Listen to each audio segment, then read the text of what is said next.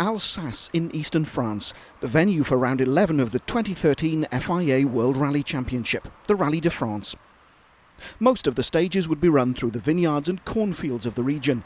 But for Elfyn and the rest of the competitors, the action got underway with a short super special stage around the streets of the host city, Strasbourg.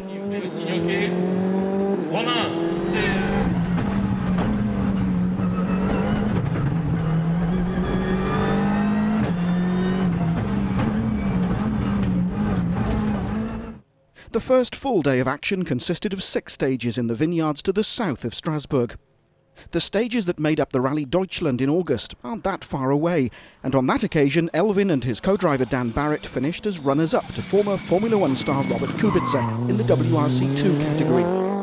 Their hopes were high that they could go one better in France and win WRC2, but the pair suffered a massive setback on the day's second stage, SS3. A front puncture threatened to destroy the car's bodywork, and so, rather than risk driving through the stage, Elfyn elected to stop and change the wheel. The change was slowed slightly by the fact that there were 2 spare wheels in the boot, and by the time Elfyn and Dan got going again, nearly 3 minutes had been lost to Kubica.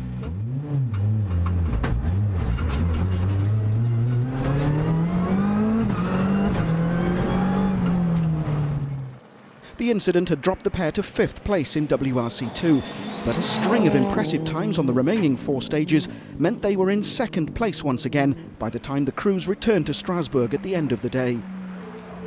A very difficult start, to be honest. We didn't quite settle into the rhythm we'd hoped after the first stage. Just didn't quite, nothing wrong, just that we didn't quite settle into that rhythm we were hoping for. Then on the second one, then we had quite a bit of rain and we were on the hard tyre, and unfortunately we had a puncture. We're not exactly sure what the reason was, but we lost quite a lot of time there then. The rest of the day has gone reasonably well for us though. We're not quite where we'd like to be in terms of times. You know, we're still trailing a few seconds of stage to Robert Kubica, and after the battle in Germany it would have been nice to be trading times, but we're working on it and things are getting better, so hopefully we can be around about his pace tomorrow.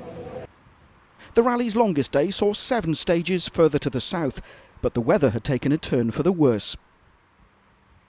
Low cloud hung over the day's opening stage, but Elfyn clearly relished the poor visibility and set the fastest stage time, taking over 13 seconds off Kubica. The clouds soon lifted, but Elfyn was now far more confident and was again quicker than Kubica on stage 10, the day's 3rd.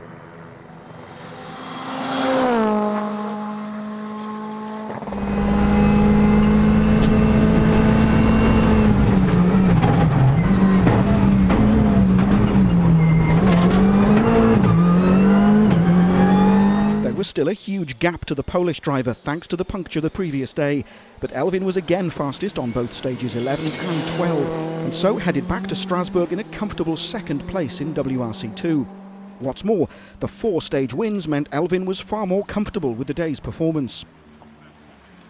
It sort of works off and allows you to relax, and you seem to drive better then, you know, so on the whole it seems to carry momentum and boost your confidence just that little bit. And you know, the fine line between losing a few seconds and being right on the pace is quite fine. So just having that extra bit of confidence and peace of mind is all that it takes sometimes.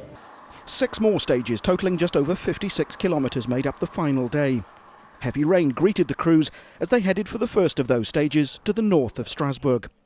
With a cushion of nearly 10 minutes to the crew behind them, Elfyn and Dan were under no pressure and could only hope that misfortune would strike Kubica. When that didn't happen, the British pair settled for 2nd place in WRC2 for the 2nd successive rally, well aware that the puncture on stage 3 had cost them any realistic chance of victory.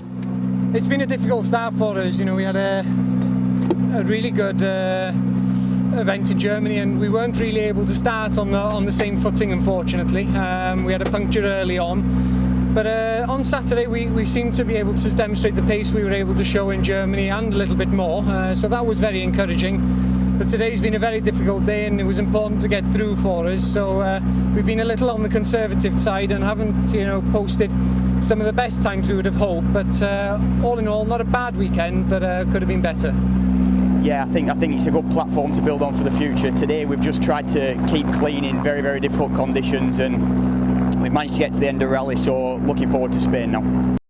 Despite the obvious disappointment from both Elfyn and Dan, their performance in France had once again been impressive. The Ford Fiesta R5 is still in the early stages of its development, and to be beaten by a driver with a track record of winning Formula One races is no disgrace.